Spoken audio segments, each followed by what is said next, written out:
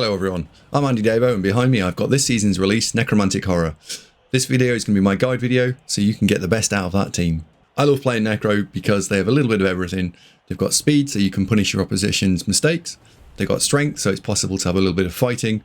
They've also got some low cost linemen so you're able to tie up your opponent's more key players. However, I don't think that really does them justice as a description. Really, they're a collection of unique players and you have to get the best out of each individual player to get the best of the team as a whole. And therefore, I think they're a really rewarding team to play. This guide video is going to cover initial roster building, how to level the team from the first few skills all the way through to the late game, how to set up your team so you can get the best out of your team from the initial kickoff, what inducement picks you should take and which ones you should avoid, and then also how to play the team on the pitch, be the most effective with them. First, however, let's go and have a look at the different player types that are available to you for Necromantic Horror. So, Necromantic have 5 unique player types that all converge together to try and make one team. Each of the different players is definitely different to any of the other player types you've got, and we're just going to go over those now. The first is the big guy, the strength kind of player that the Necro team have. It's not a traditional big guy because it's only strength 4 rather than everything else being strength 5. And these are the 2 flesh golems. You're allowed up to 2 and typically you'll be taking both on your team. The core strengths of this guy are that it is slow, movement 4, it is strong, strength 4, and it also can take a punch. It's AV 10 plus.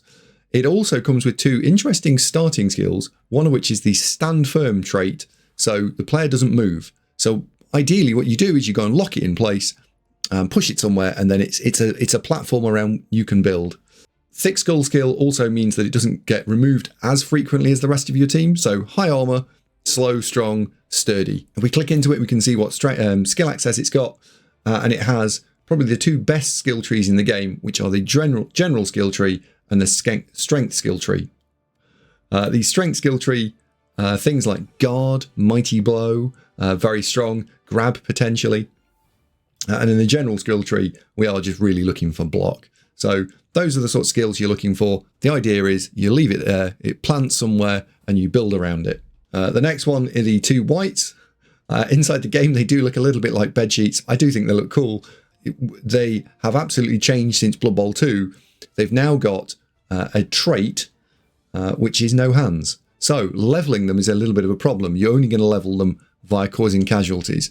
So depending on what format you're playing in, these actually get different level up trees because you're either trying to get lots of star player points on them, in which case mighty blow is important, or you're just going to stick 1 skill on it, in which case probably guard is going to be where you're going to go with these. However, I don't think that really does them justice. They are absolutely an interesting player now because they've got an interesting combination of foul appearance and sidestep.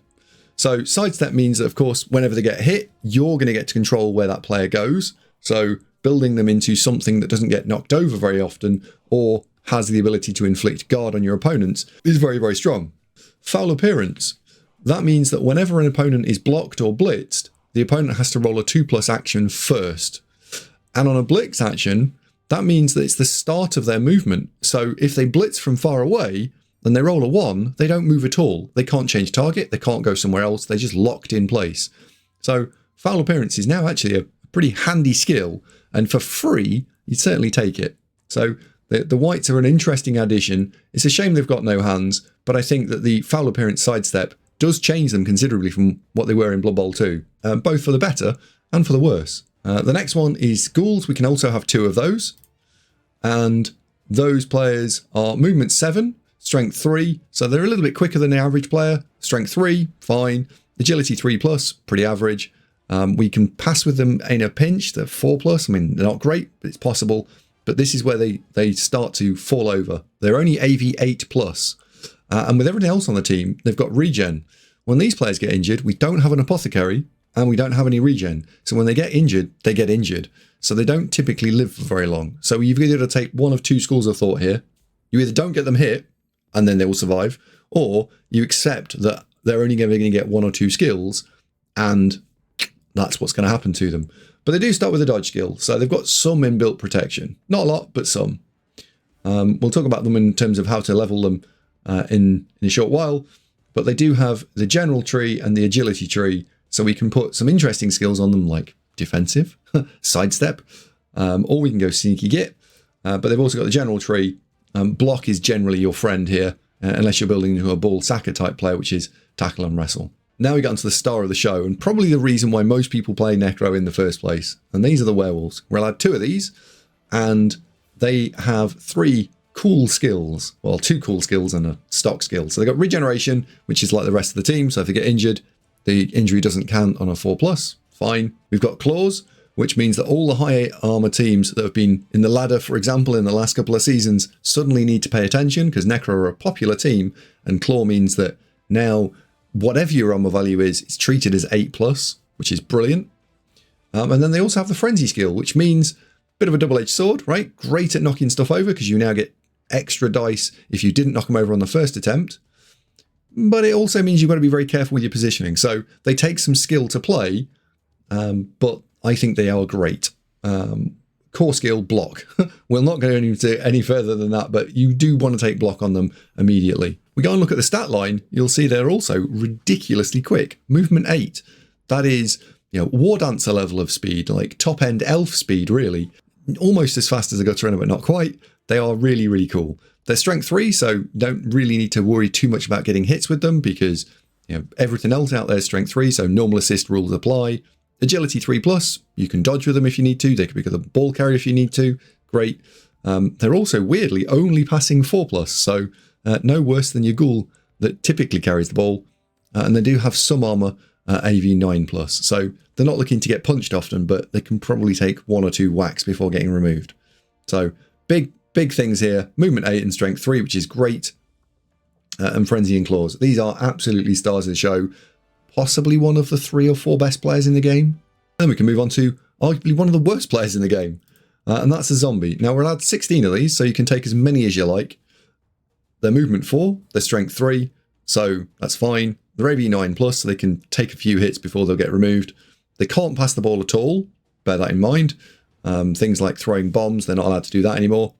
And they're agility 4+, so they dodge terribly badly. So effectively, wherever you put them, don't expect them to suddenly run away because they're slow, or dodge to get to wherever you want. You really got to be thinking about where you're going to put them and then just accept that that's where they are. Skill access, they've only got general access on a primary. Sure, you can save up for strength skills or agility skills, but they're not going to be scoring lots of touchdowns. They're not going to be getting lots of casualties. So really, just think of them as a one and done player, right? And their job is just to tie stuff up, so it's fine.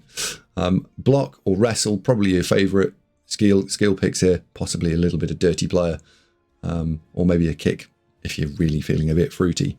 But yeah, overall, this player is just to stand there and tie stuff up. And that really brings you into what all the different players do. As a unit, the zombies stand there and tie stuff up. The flesh golems give you a pivot point and a strong point to move around. The wraiths or the wights give you something to have a little bit of interest, and they're a bit challenging to play with and get them just right, but you can be really annoying with them. The ghouls are your ball carriers, and the werewolves are actually the blitzers. So that's how the whole team functions together and what you're looking to do with them. Right, as with all my guide videos, I've managed to put together 3 different starting rosters for the Necromantic team.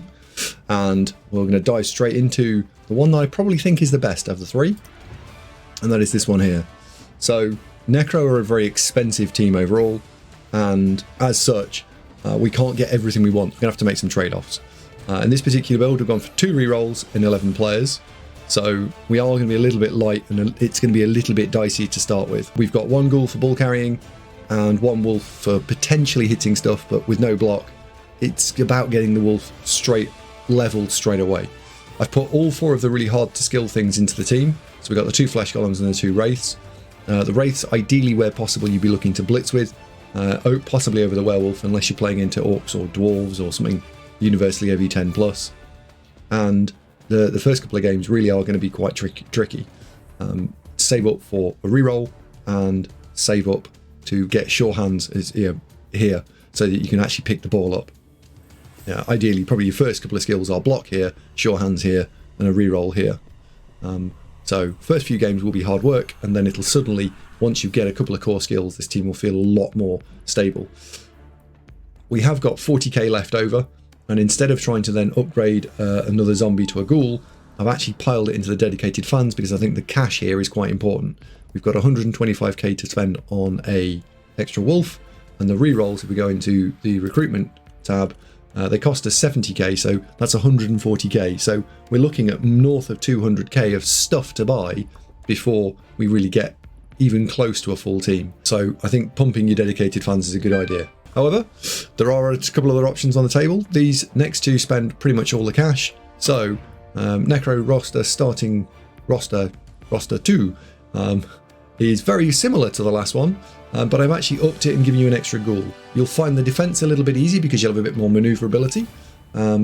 However, they are both very squidgy, and if they do get injured, you've got no regen to protect you, so you'll just be down positionals moving forward. The trade-off is the dedicated fans.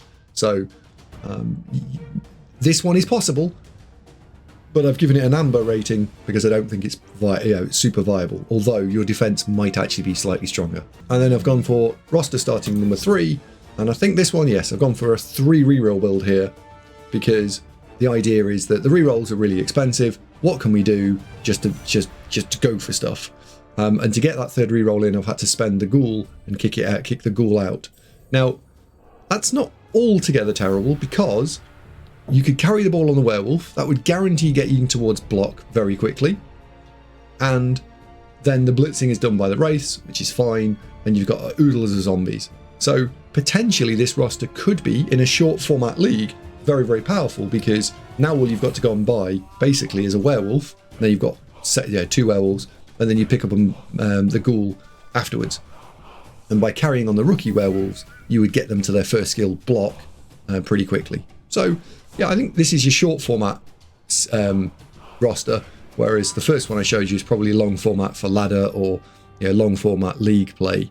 Let's say 10 game plus. This might be like 6 games. If you're going to play a handful of games, this roster is probably pretty strong. So those are your starting rosters. Now let's look at how that translates into how you would level the team up and moving forwards. So the first point is I've gone for a 1400 TV build. That sounds really high, but actually once I've picked up 3 rerolls, 12 players and all the positionals, it's not actually that many more skills. If we quickly run through, that's 4 there, 5, 6, 7, 8, 9, 10, 11, 12. It's only 12 skills.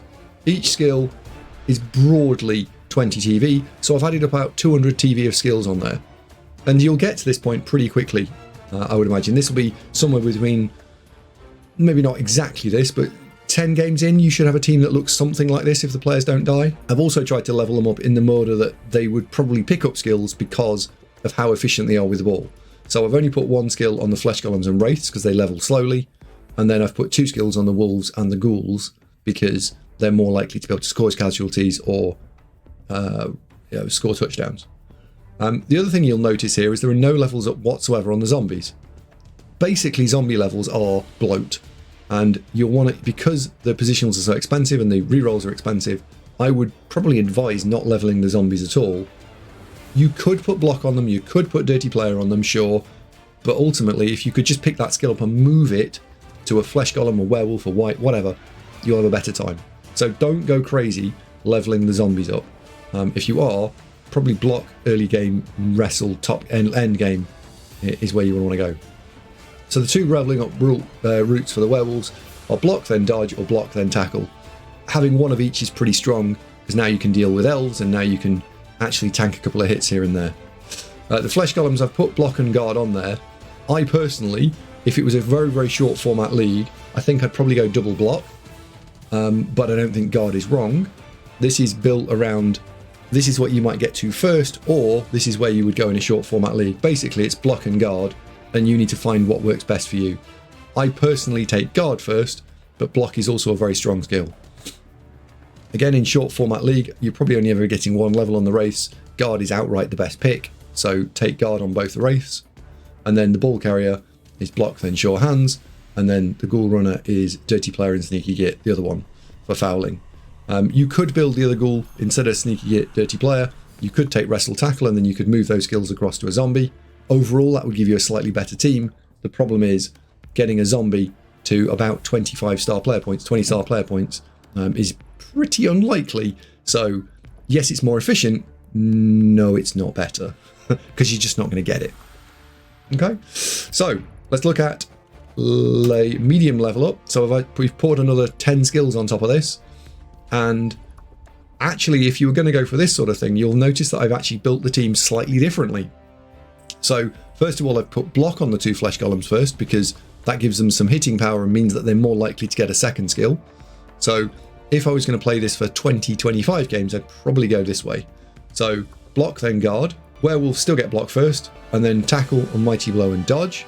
And then I also liked a block, dodge, sidestep plus movement werewolf, potentially for one turning, but also just to be able to put threat across the pitch. Again, if I'm playing a lot of games, I don't open now with guard on the wraiths, I open with mighty blow, so they're actually going to get guard and mighty blow at some point, and potentially a third skill.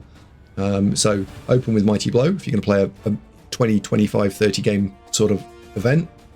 And then the ball carrier also opens differently, which is I'd save up for leader, and notice I'm only playing off 2 rerolls now, so I leave it at 2. We have a hard time at the start, and then things get loads easier as the skills start to roll in.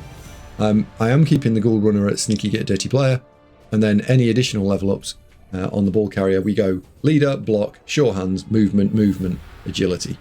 I've put the 6 dedicated fans in at that point, and that would give you about 1600 TV. If we were playing this in ladder, this would be a handful for almost all teams. However, of course, we can go bananas. We can dream big. What happens if ... I don't know, you're playing a perpetual league. Well, this is Necro on steroids. This isn't any randoming, so you could optimize this and you could bring this down below 2.2k if you wanted to, but this is kind of where I would go if I was playing 80 game Necro. So block, then mighty blow, then guard, because the mighty blow lets you then start generating area and star player points. So block, guard, mighty blow, and then I've put defensive in there, and then dodge. And if you actually manage to get this player somehow, oh my god, he would be amazing. So those two of them were insane. I've also put defensive into this werewolf because it's a normal skill. It's only 20 TV, so it's not a bad defensive blodge sidestep. It's pretty cool. Yep, it's pretty cool. It's your killer. We've then got the Juggernaut one, so we can start pushing people off the field or pushing people for the one turn. Ideally, actually, I might swap those two because you could have the Juggernaut, the Mighty Blow being the faster one, and then the Juggernaut one being the slightly slower one, so that your one turn is easier to optimize. The 2 wraiths, as we opened with Mighty Blow previously, you're now just stacking extra skills on them. I like the idea of grab and sidestep really would let you play around with controlling the field, seeing what you could get done here. Both of them definitely get dodge, and then if you were really wanting to push the boat out, you could go with defensive and then tackle. That would be insanely strong. I do think defensive in this team is your friend, and you would want to put more of it than you might think, because it turns off the bash team's guard in their turns and stops them hitting you as much. A ball carrier on steroids, movement 9, agility 2+, blodge, short hands leader, insanely strong ball carrier, and then we're still stuck with the Sneaky Get Dirty Player. I think if I was actually going to do this again, I would move a Sneaky Get Dirty Player down to a zombie, and then I would go blodge, sidestep, short, defensive, and guard. I would make the other ghoul that type of player. It wouldn't live very long. It probably would never get there, but I would like to put an extra guard into this team. The zombies take wrestle as their first skill. If they ever got a second skill, it's guard. But you take wrestle at top end skills because then they stand on the line of scrimmage, and then they only get knocked over on powers and stumbles rather than anything else. Fend is also a pretty good skill if you are going to take them to 2s and 3 skill type players. The whole thing, all the time, I'm still playing off 2 rerolls. That's how you build a team, and then how you develop it. In the next section, we're going to look at formations. Right, on to formations. So formations, we're going to split into offensive and defensive formations.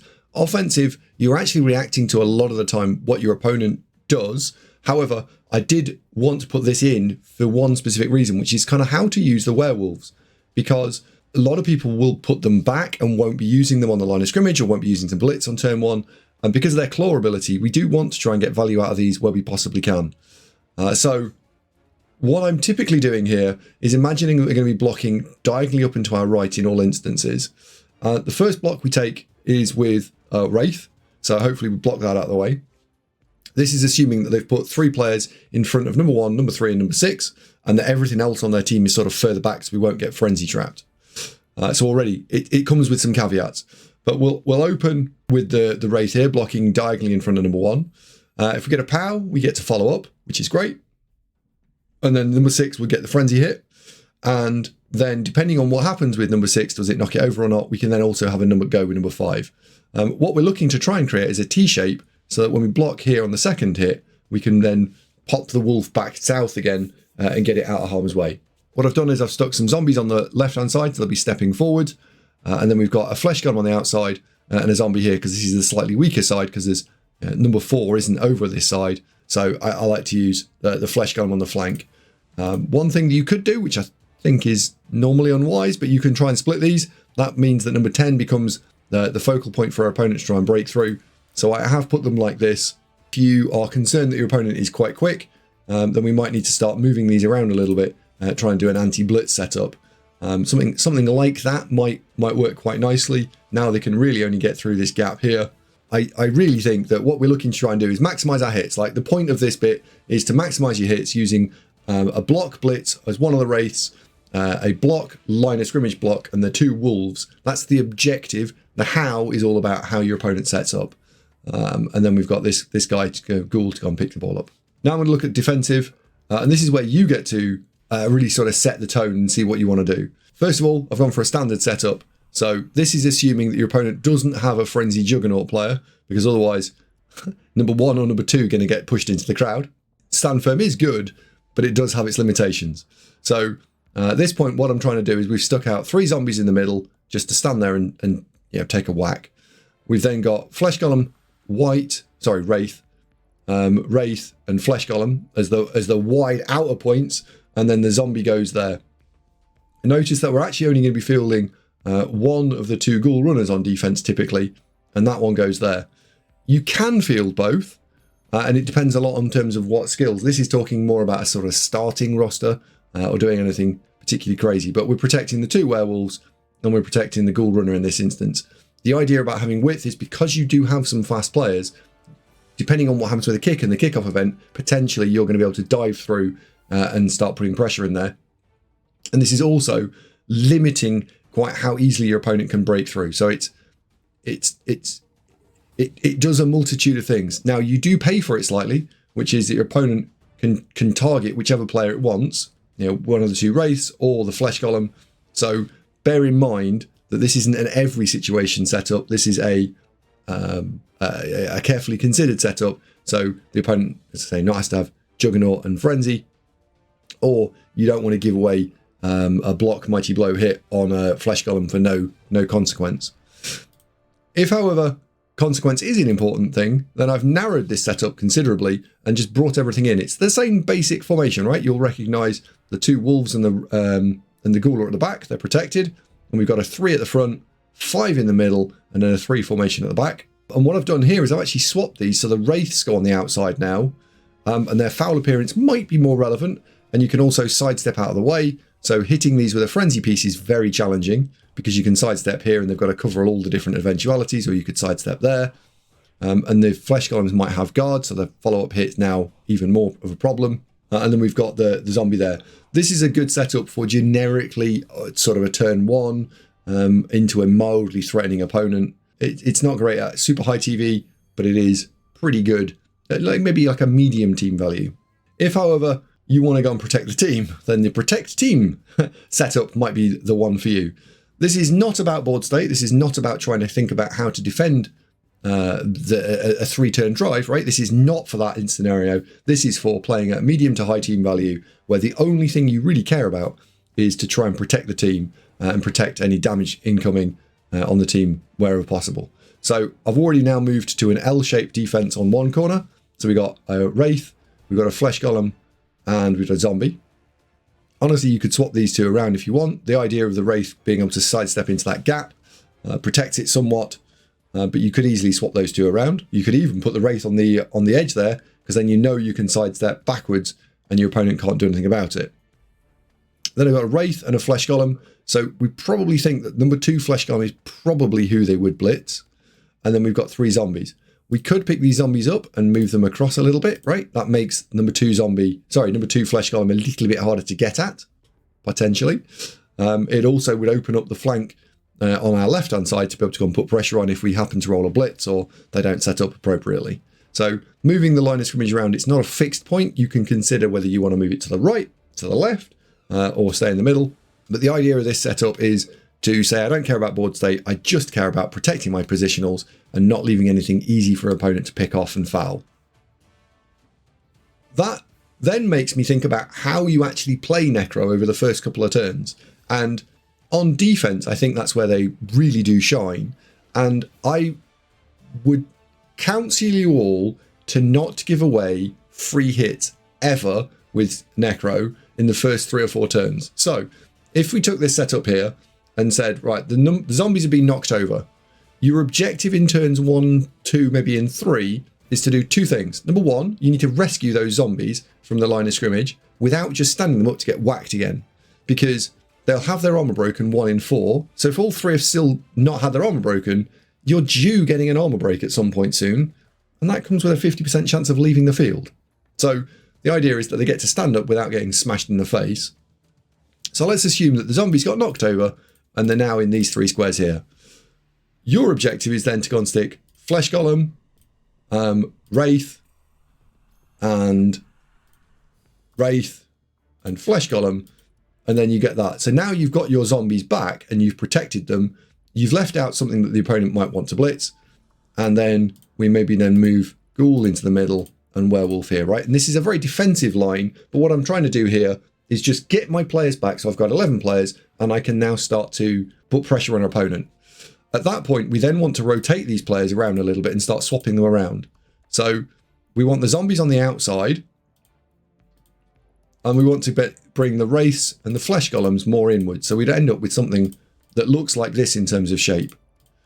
And at that point, once you've got your players out, right, now they're going to be blitzing your zombies. So if you're going to lose players, you're losing a 40k don't care player. And you're hopefully trading into players that do matter, like a big un or a blitzer or whatever, right? You're trading for value. What you want to be trying to do is Werewolf. Where's a Werewolf? There we go. Werewolf here, number 6. And if we imagine, I'll just bring these down a little bit. So this is now going to be our front line, and the opponent is going to have numbers 10 and 11. Your Werewolf needs to run around the side and blitz here, and then you can blitz. And when you get the push action, because all 3 of these squares are filled, you can blitz and push into number 1, standing firm, so not touching number 11 at all, if you knock it over or you get a push. And if you get a POW, then you can choose. Do you push number 11 away? Do you push number 11 into your line maybe? Or do you just say, it's fine, I'm going to take that and then I'm going to bounce into stand firm, and then with the remainder of my blitz, I'm going to run away and hide there. How are you going to play that? What is the best thing for you? I don't know. But what you're looking to try and do is take your frenzy piece and blitz so that you can blitz into your own stand firm player and you can control the narrative about what happens next. So the idea is, from a setups perspective, right, what we're looking to try and show is that the Flesh Golems are slightly around towards the outside and the Werewolf is something like this. So we end up with this sort of shape where the zombies are the pieces that they can hit initially. Then you step your players in and then you blitz around the top and you get to do the double frenzy claw hit to get the value, and then you retire. So your wolves are snipers, and with the large movement, they should have the long range to get in, hit, and get back out again. So that's a little bit about how you play the team. I am going to be putting my first run of Season 5 up on YouTube. So if you're watching this on YouTube exclusively, or if you want to come and hang out on Twitch, please do so. The link will be in the description below, and you can come and say hello, and you can ask any Necro-related questions. You can also do that move with Sidestep as well, and you can play around with bouncing the Wraith or into some interesting places. And you can also then potentially bounce it into someone's cage. You can do all sort of manner of fun things, and hopefully I can showcase that over the first few games, or the first 10 games of the run that I put up in middle June. So, right, next section, we're going to go and look at inducements. Right, so we're into the inducements phase. And on this particular phase, if we were playing the board game, there'd be an awful lot of choice. But the Blood Bowl 3 element, at the moment, the star player element, and I'm going to dive straight into that, is considerably limited in terms of what you might even want to pick. So we've got 2 chainsaws, which generally, unless you're playing bonkers team value and you need to try and chop a Chaos Warrior's head off, rubbish, incredibly unreliable. So Helmut Wolf and Bryce the Slice, you're not looking to take those. There's normally better options. Gretchen the star player here, initially on face value looks quite interesting. Movement 7 and agility 2. Oh, maybe a ball carrier. Only slight problem with that is it's got no hands. So the only thing that she'd be good at, she can't do. So disturbing presence, dodge, foul appearance. It's a bit of a wraith, but it doesn't have block or dodge or wrestle. Sorry, block or wrestle. It's useless and it's really expensive. So I don't see any use for this player whatsoever. And I would imagine this is probably one of the worst star players in the game at the moment. I wouldn't take this player at all. And then we have two more choices. We've got Skrull, which I forget his full name. And because his agility stat is a 4+, yes, he's got sure hands, and nerves of steel and pass, but all his actual core stats are rubbish. So no, he's no good. And 150. If he was 50k, sure, but he's not. He's way overcosted. So he's also no good. However, Ivan the Animal Death Shroud, who came in with the Undead patch 2 seasons ago, he is pretty good. And at 190k, when he gets his special rule, he'll be very, very good. So I do think, I do like this guy. He's block, juggernaut, tackle, strength 4, and strip ball. So he has got some real skills, and he's probably undercosted, where a lot of the others are overcosted. Ivan the Animal is pretty good, and I would consider taking him. Notable misses, unfortunately, are Wilhelm Chaney. If he was in the game, that would be fantastic. And I think, in fact, above all else, right, Wilhelm Chaney, you lose a wolf, don't worry, I'll just put Wilhelm in for the game. It's fine. But he is not currently in release. Potentially Cyanide are going to release him at some point in the future. And I've spoken to them directly and said, not putting Wilhelm in rather than picking a couple of the other models, that's a bit of a mistake. I do think you need to put Wilhelm in pretty pronto. Let's see whether they do or not. I don't know. If you want to leave a comment in the section below where you're asking for Wilhelm or whoever else you think's missing, please do so, and then I can pass all those comments over to Cyanide. With respect to the rest of the inducements, sort of standard rules apply. You're going to be running a sneaky get dirty player, so a bribe is an incredibly powerful inducement for you, and I would take these as sort of order book number 1. The other things that I think are also very strong, kegs. You're going to get your zombies knocked out. If you're only running with 12 players, do consider taking a keg where possible. And wizard is always a strong play. You've got the speed. You've possibly got some agility to be able to make sense of it. I don't think extra team training is generally worth it. Don't consider the chef at 300k. Just don't take that. Stay away from the mortuary assistant. It's just a fail. It's a 4+, right? You're paying 100k to 4+ something. No. Bias referee is interesting. If you're going to be fouling with sneaky git, potentially you could take a bias referee, but broadly a bribe is just better. And then we've got the cheerleaders and coaches for the last random bits of 20k that you need to spend. So ideally there, just to sum that up, Ivan the Animal in the star player pool is great. The rest of them are terrible. And then you've got wizard, keg, bribe, and then potentially bias referee are the things you're looking to actually take. And the coaches and cheerleaders are your filler when you've got a little bit of extra money left over. Overall, hope you've enjoyed the guide. Thank you very much indeed for watching it. Please do leave some comments. The algorithm really likes it when you talk. I also enjoy reading them, and it is the only bit of chat I do read. So please do leave the odd comment, and I will try and get back to you as well. Thank you very much. Maybe I'll see you on Twitch. And until the next video, thank you very much.